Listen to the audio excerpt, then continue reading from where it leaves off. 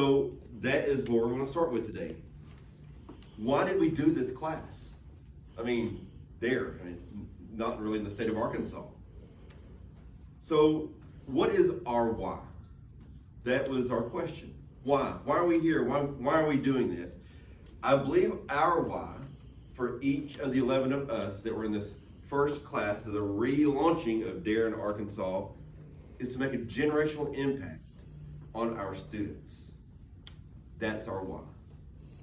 We want to make a change for our society, for our communities. Maybe that one student that no one wants to be around, the one outcast that's like, oh, he stinks. He's not a very good student. He gets in trouble all the time. We get to work with that kid and make him who he's going to become, or she is going to become. See, our class started a journey last Monday, but that journey started out very hot in this very room. Let me tell y'all, it was hot. Some people ruined clothes. The air was out in the entire building. We were sweating profusely right here. It was hot. And we persevered. We continued on. We continued with learning on what our why is. Why are we here? A class, after a short visit though, we realized we had no idea what we were getting into. Many of us throughout the week were like, we thought we were just going to teach kids how to say no to drugs, right? That's what Dare has always been about, say no to drugs. It's so much more than that. And so I would travel to and from home, and so like Todd mentioned, 8, 9, 10, maybe 11 o'clock at night still doing homework. All of y'all can attest to that. There's so much more than just saying no to drugs, becoming teaching kids to become a responsible individual. So we did not know the intensity of the class. That binder we had is huge. Many of y'all will see it. It's a huge binder or set that we went through. We didn't know about the homework.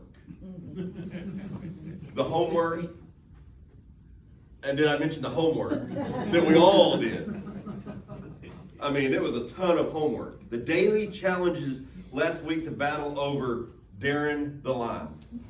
And when you lost Darren the Line, like unfortunately we did one time, we did the chicken dance. Because Darren is important. We didn't know about the brain drain that was going to occur for us.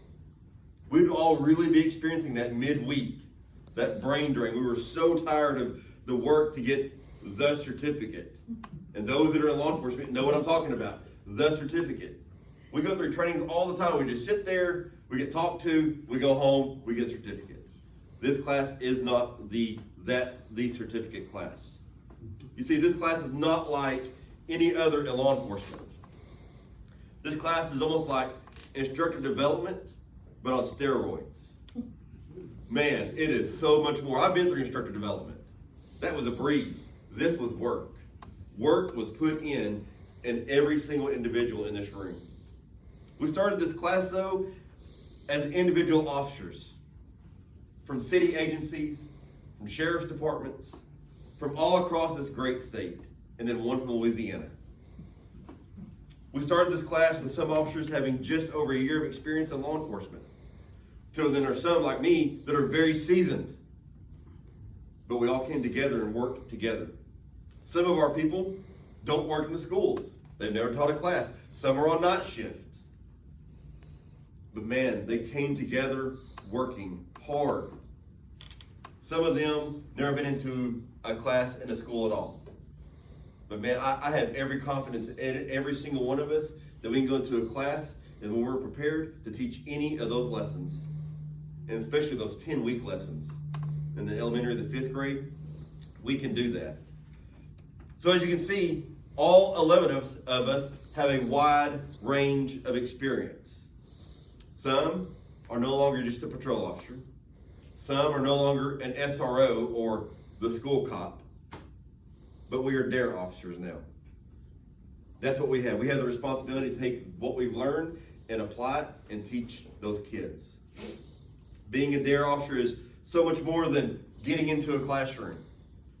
It is being a hero to that one kid, the one that has been discarded.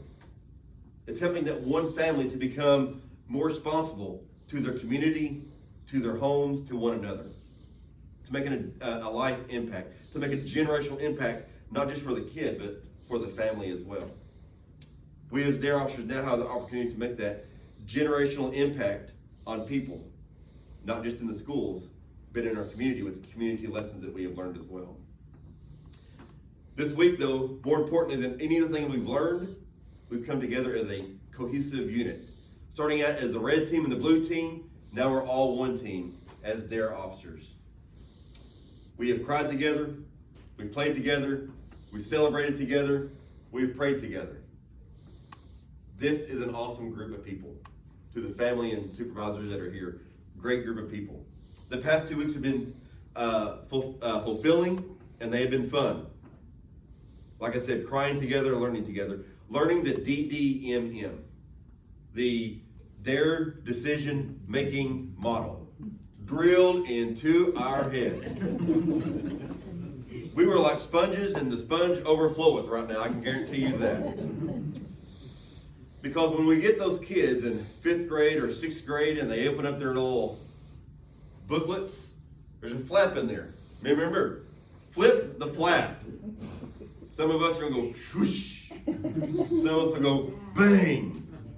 But whatever it is, it's going to flip the flap to the Dare decision-making model. The D, you want to tell what the D is? Define. A, assess. R, respond. And E, evaluate.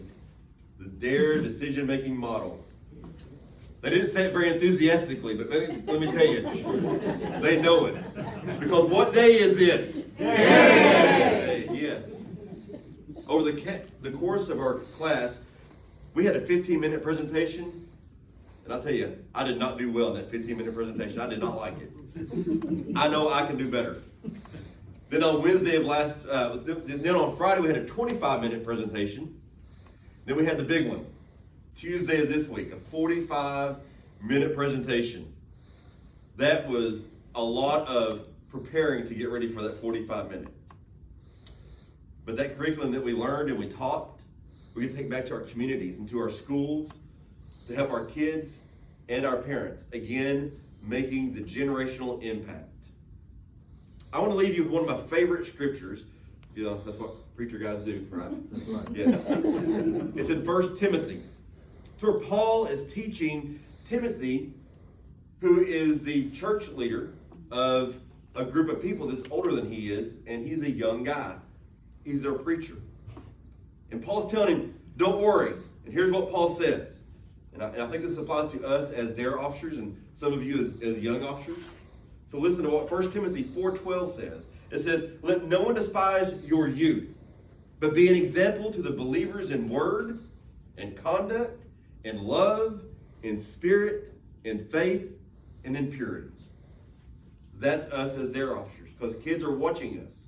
Parents are watching us. I'm going to call this Class 1 of Arkansas, because we're being relaunched in Arkansas. Whether you realize it or not, you have a ministry. You may not go to church. You may not believe in God right now, but you have a ministry where you're at in your schools. You've been placed there for a reason, okay? It's your goal. It's your privilege to go out into communities and help the young people to become good, responsible, safe, productive adults.